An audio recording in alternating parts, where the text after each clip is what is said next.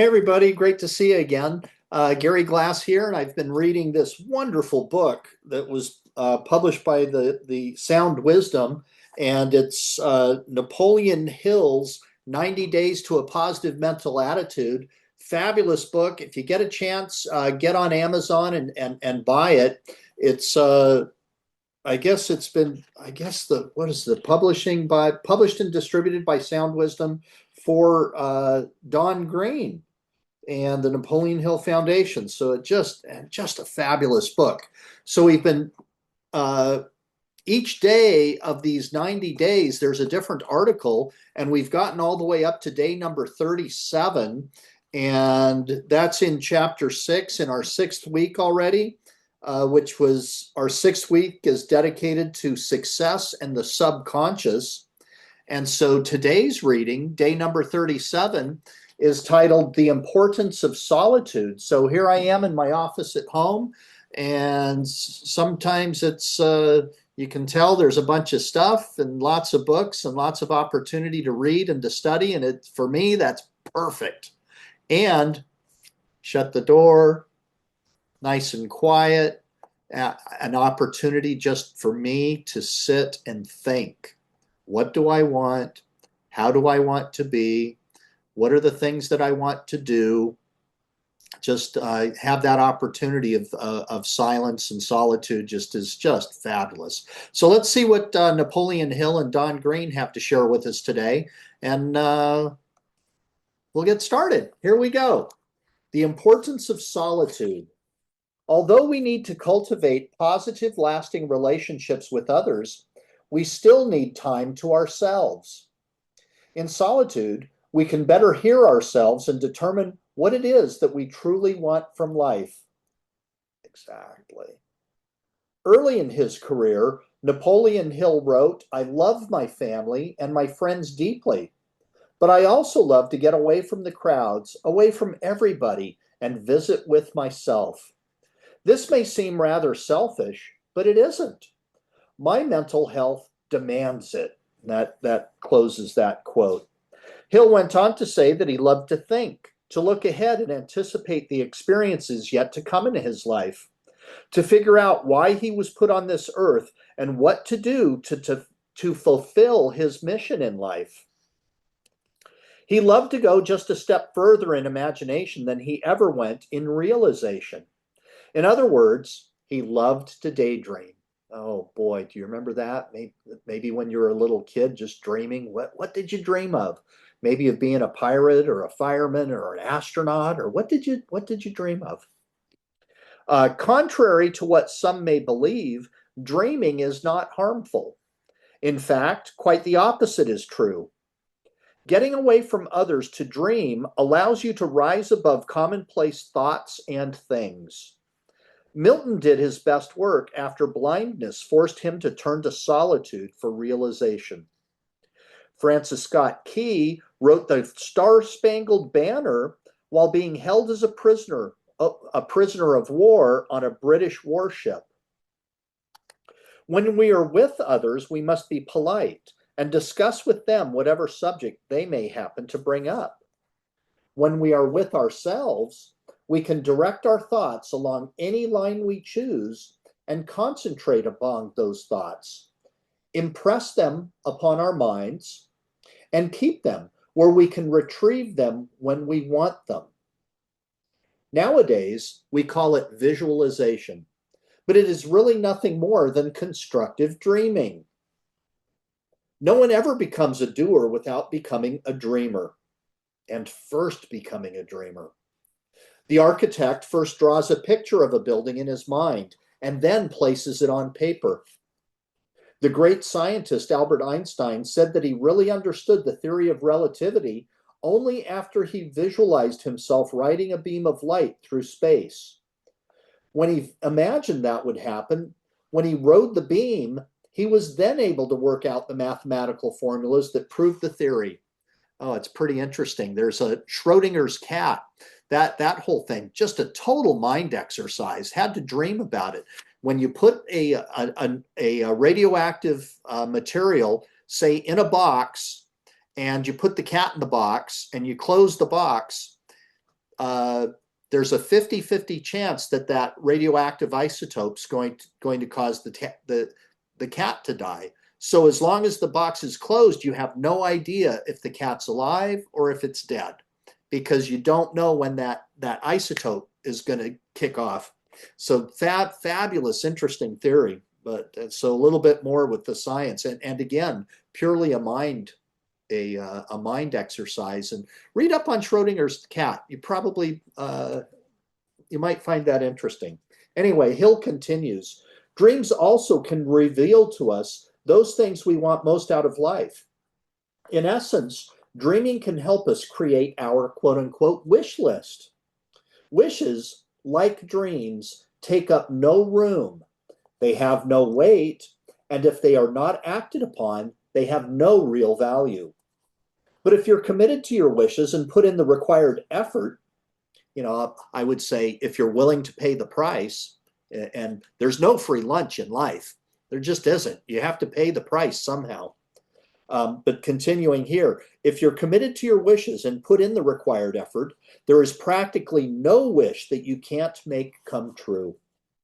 The first step, of course, is determining which wish to act upon.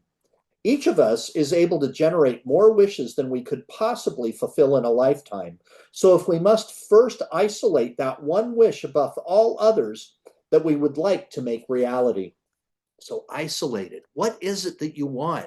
And what is it that it looks like? I mean, close your eyes, maybe even put your hand on your heart and think, okay, what do I want? And exactly what does that look like when I've completely achieved that goal? What is it that I've gotten? What is it exactly? I don't know. If it's a house, what color is it? How many stories is it? Does it have a basement? What color is it? What do the windows look like? What does the roof look like?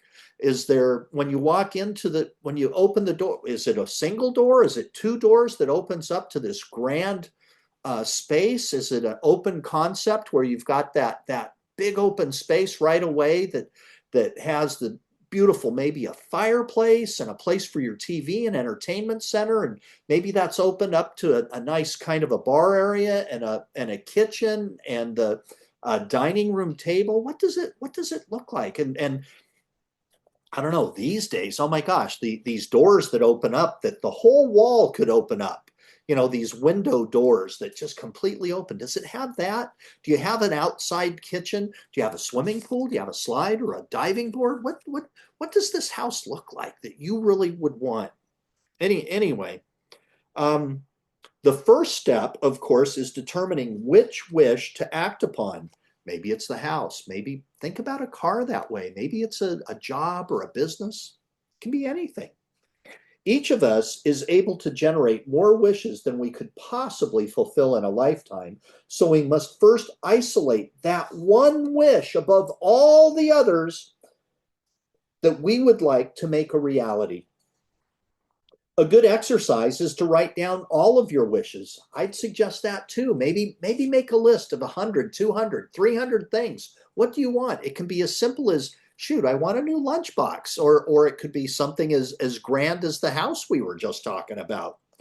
Don't limit yourself. Act as if each and every wish were possible, because at this point, they are. After you get them all on paper, rank them in order of importance to you. You might even find that some wishes are merely stepping stones to a greater wish. So often, like maybe it is the house. Well, how are you going to pay for the house? Maybe that's going to be another stepping stone wish to be able to get to the house or whatever else that you want. Or maybe do you afford the fabulous vacations that you might want to take? You may even find that some wishes are merely stepping stones to a greater wish. Having your wish list written down where you can see it clearly will make the task of choosing between the wishes a whole lot easier. The next step is to set up a plan of action, because a wish without any action, you never get it. You need to get into action. Decide what steps you can take to get you on your way toward realizing your goal. Don't be discouraged by the fact that there may be a long way to go before you reach your ultimate goal. Just keep in mind, the sooner that you get started, the sooner that you will arrive. It's also true that just having your wish clearly in mind makes the job easier. That's because we all tend to subconsciously act to make our desires come true. It's a self-fulfilling philosophy. Excuse me. It's a self-fulfilling prophecy, not philosophy. Although Hill's philosophy of success will help you get there. If you believe you will fail in a task, you will. On the other hand, if you are certain that you can attain your wish, your subconscious mind will help guide your every action toward making it happen. Of course, you will encounter obstacles that must be overcome. However, when you concentrate upon a wish that you really want to make come true, you will discover that your mind will work overtime to find alternate ways to achieve your goal. After all, usually there are many paths to the same objectives. Have you ever thought about something that you really, really wanted? And then and you go to bed at night, you've been thinking about it, and you wake up the next morning, and maybe as soon as you wake up, you have an idea, oh, I could do this to go get that. Or maybe it takes you to, I don't know, you hop in the shower and you're in the shower and you have an idea, oh my gosh, that'd work. You never know. You never know when that'll just happen. As you work towards your goal, don't be discouraged by people who will tell you why your wish won't come true. They may simply be envious. Whatever the reason, never let anyone steal your wish. People ridiculed the Wright brothers when they wished to fly like a bird. Educated men thought Edison was wasting his time trying to conquer darkness to invent the light bulb. And skeptics scoffed at Henry Ford's dream to make the automobile affordable to the masses. Here's such an important thing to remember. Wishes do come true if they are supported by a burning desire, a good plan, and the hard work and determination necessary to make it happen. So very, very true. So that finishes our article today on the importance of solitude. And we've got 3 positive action steps that we can work on. So let's go through those real quick. 3 bullet points. Number 1, use quiet time to focus on solutions to problems and setbacks. Bullet 2, let daydreams point the way to what you want most in life. Bullet number 3, write down all your wishes as though each one can come true. Then focus on the 1 or 2 of the most important wishes. You can make them come true if you're committed. There it is again. We talked about it, I don't know, maybe a week ago or so. Committed decision. A decision to go do something or to have something, you make the decision, and then when you're committed to it, you make the plan, you get into action, you go for it, you make it happen. Anyway, I hope you have a great day. This is Gary Glass wishing you all well. God bless us, everyone. We'll see you tomorrow. Bye-bye now.